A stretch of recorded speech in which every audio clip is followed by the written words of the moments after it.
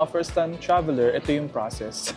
Check-in, immigration, security, and then ito na sa boarding gate for international travel. So, ang first step is kailangan mo magbayad ng travel tax. 1,620 per naman yung travel tax.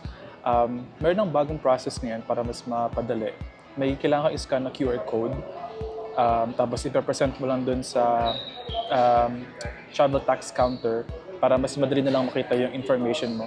Ipopost ko na ng QR code dyan sa screen. Next is, after mo naman magbayad ng travel tax, syempre, kailangan mo mag-check-in.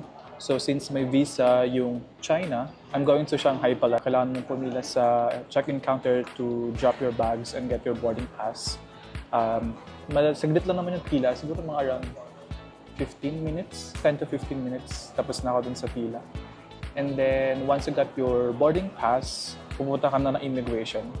Sa immigration, wala rin masyadong pila. Like, wala pa tang 5 minutes ako mismo sa pila.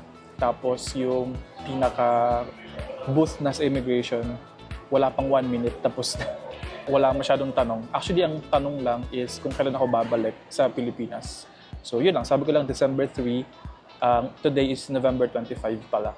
And then yun lang, tinataka na and then push na sa security. Sa security naman, wala naman masyado ring pila and laptop, pinapalabas, laptop saka tablet sa pagdadaan sa security or dun sa scanner. And then, here I am sa boarding gate.